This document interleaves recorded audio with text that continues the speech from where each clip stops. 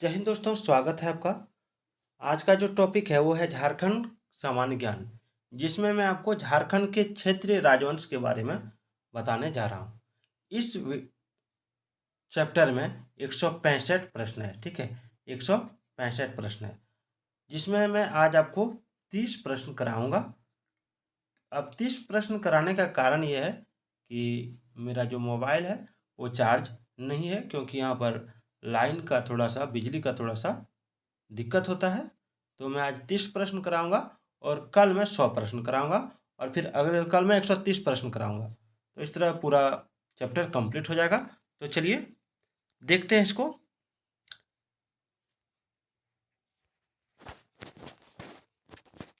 पहला सवाल कि किस जनजाति के लोगों द्वारा सबसे पहले, ठीक है, झारखंड राज्य निर्माण की प्रक्रिया शुरू की गई थी। किस जनजाति के लोगों द्वारा सबसे पहले झारखंड राज्य निर्माण की प्रक्रिया शुरू की गई थी? तो देखिए ऑप्शन है संथाल, उरांव, मुंडा, हो।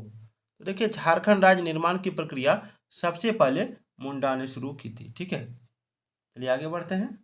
मुंडा जनजाति का वह कौन सा व्यक्ति था जिसने सबसे पहले झारखंड राज्य निर्माण की प्रक्रिया शुरू की थी? तो वह व्यक्ति था आपका रीता मुंडा। कौन था? रीता मुंडा। चलिए आगे बढ़ते हैं। निम्न में से किस व्यक्ति को रीसा मुंडा द्वारा मुंडाओं का शासक चुना गया? तो देखिए इसका जो आंसर हो जाएगा वो हो जाएगा आपका ऑप्शन बी, सुतिया पाहन को। सुतिया पाहन ने अपने नवस्थापित राज्य का नाम क्या रखा है? तो सुतिया पाहन ने अपने नवस्थापित राज्य का नाम रखा है सुतिया नागखंड, ठीक है। अगला है सुतिया नागखंड का प्रथम राजा कौन था? तो सुतिया नागखंड का प्रथम राजा था सुतिया पाहन, ठीक है। आप देख रहे हैं झारखंड सामान्य ज्ञान। सुतिया नागखंड का अंतिम राजा कौन था? तो सुतिया नागखंड का अंतिम राजा मदरा मुंडा था, मदरा मुंडा।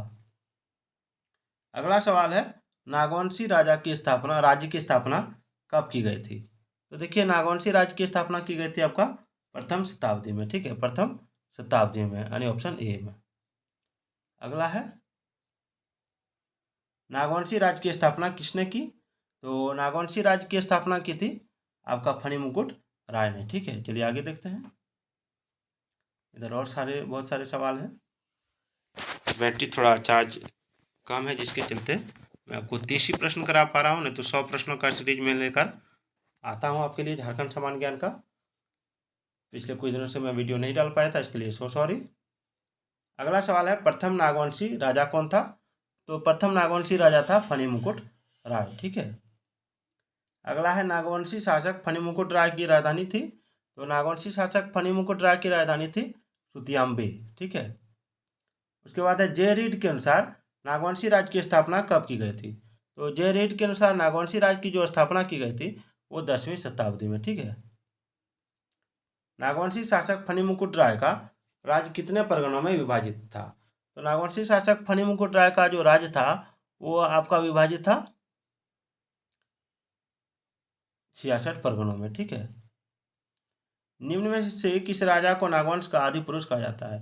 तो इसमें हो जाएगा आपका फणिमुकुट राय, ठीक है। ये नागवंश का आदि पुरुष कहलाते हैं। फणिमुकुट राय का विवाह निम्न में से किस राजघराने की राजकुमारी से हुआ था? तो उसका राइट आंसर होगा आपका ऑप्शन डी, पंचेत। पंचेत राज्य स्थित था? तो पंचेत राज्य स्थित था आपका नागवंशी राज्य के पूर्व में, ठीक है। चलिए आगे बढ़ते हैं।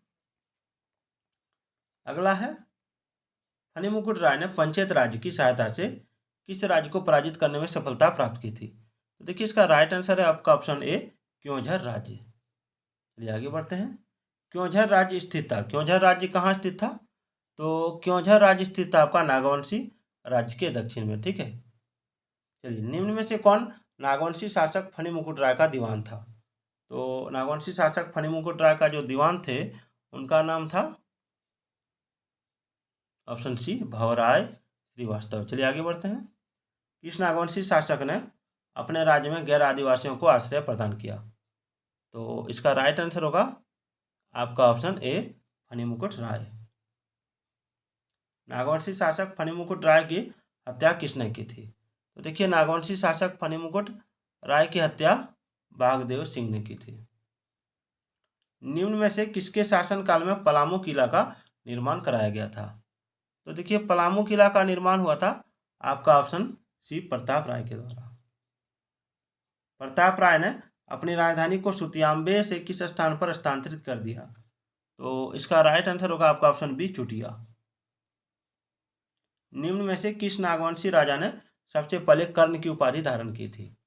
तो देखिए इसका राइट आंसर होगा आपका ऑप्शन बी भीमकर्ण। चलिए आगे बढ़ते हैं।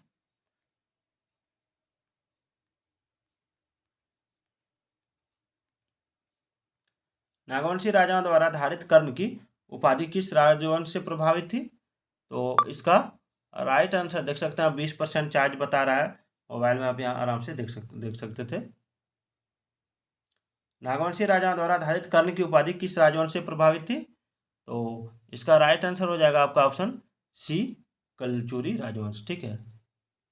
बरवा की लड़ाई में सरगुजा के रक्षिल राजा को किसने पराजित किया था? तो इसका राइट आंसर होगा ऑप्शन ए भीमकर्ण। ठीक है, बरवा की लड़ाई में सरगुजा के रक्षिल राजा को भीमकर्ण ने पराजित किया था। अगला है बरवा की लड़ाई में विजय के उपरांत भीमकर्ण ने बरवा के साथ साथ पलामू के किस क्षेत्र पर अधिकार कर लिया? तो ये हो जाएगा आपका ऑप्शन बी टोरी क्षेत्र पर। निम्नलिखित में से किस नागवंशी राजा ने भीम सागर का निर्माण कराया था? तो देखिए भीम सागर का निर्माण करवाया था आपका ऑप्शन बी भीमकर्ण ने। चलिए बरवा की लड़ाई में भीमकर्ण को निम्न में से किस देवी देवता की मूर्ति प्राप्त हुई थी? बरवा की लड़ाई में भीमकर्ण को निम्न में से किस देवी देवता की मूर्ति प्राप्त हुई थी?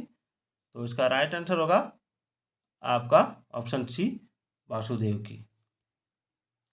निम्न में से किस नागवंशी शासक ने खुखरा को अपना राजधानी बनाया? तो इसका सही आंसर होगा भीमकर्ण ने। निम्न में से किसके आक्रमण से बचने हेतु भीमकर्ण ने अपनी राजधानी को खुखरा स्थानांतरित कर दिया था? तो इसका राइट आंसर होगा मुस्लिम आक्रमण से।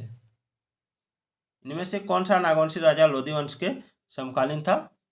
तो ऑप्शन डी उपरोक्त सभी हो जाएगा, प्रतापकर्ण, क्षत्रकर्ण, विराटकर्ण। दोस्तों आज का ये वीडियो कैसा लगा कमेंट करके जरूर बताइएगा। तो कल मैं फिर मिलता हूँ एक नए वीडियो में 130 प्रश्नों के साथ। तब तक के लिए जय हिंद, जय भारत।